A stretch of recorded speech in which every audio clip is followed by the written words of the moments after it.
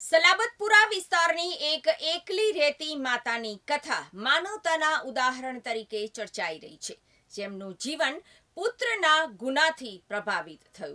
ઉમા રાઠવાના પુત્ર કિશન કુમાર જેઠવા પર કિન્નર સંજના કુંવરની હત્યા કરવાનો આરોપ છે અને તે હાલ જેલમાં છે. ઘરનો એકમાત્ર આધાર પુત્ર જ ગુનામાં જેલ જતા 60 વર્ષની ઉંમરે ઉમા રાઠવા ઘરે એકલી રહી ગઈ છે. તેની કોઈ જ સાર સંભાળ લેવા વાળું નથી. જીવનની ઝંખનામાં એકલી રહે છે. અહીં સલાબતપુરા પોલીસ સ્ટાફે માનવતાનું મોટું ઉદાહરણ પૂરું પાડ્યું છે. જોકે પોલીસનું કામ ગુનેગારને જેલ પહોંચાડવાનું છે, પણ અહીં પોલીસનું હૃદય માનવતાથી ભીંજાયું છે.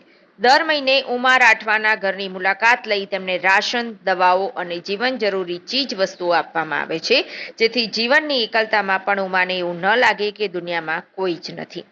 ઉમા રાઠવા ભાવુક થઈ ગયા અને કહ્યું કે દીકરાથી ભૂલ થઈ છે. આજે મારો છોકરો જેલમાં છે, હું એકલી રહી છું અને રોઈ રોઈને દિવસો કાઢું છું. પણ પોલીસ દર મહિને આવે છે, રાશન આપે છે, ધ્યાન રાખે છે, મારી ખબર લે છે અને એને લીધે એવું લાગે છે કે હજી પણ હું જીવતી છું. સલાબતપુરા પોલીસનું આ માનવતાભર્યું પગલું સમાજ માટે મોટો સંદેશ છે કે ગુનો કોઈનો હોય, પરંતુ માનવતાનું બીજ કોઈ પણ પરિસ્થિતિમાં તાજું રાખવું જોઈએ. આ ઘટના સાબિત કરે છે કે ખાખી પાછળ માણસત્વ હજુ પણ જીવંત છે. સેવા અને સંવેદનશીલતાની સાચી વ્યાખ્યા સુરત પોલીસના આ કાર્ય દ્વારા જીવંત થઈ છે. હા, હું ઉમરવાડા ટેનામેન્ટમાં રહું છું. હું એકલી રહું છું. મારા છોકરાથી ભૂલ થઈ ગઈ છે, એ જેલમાં છે.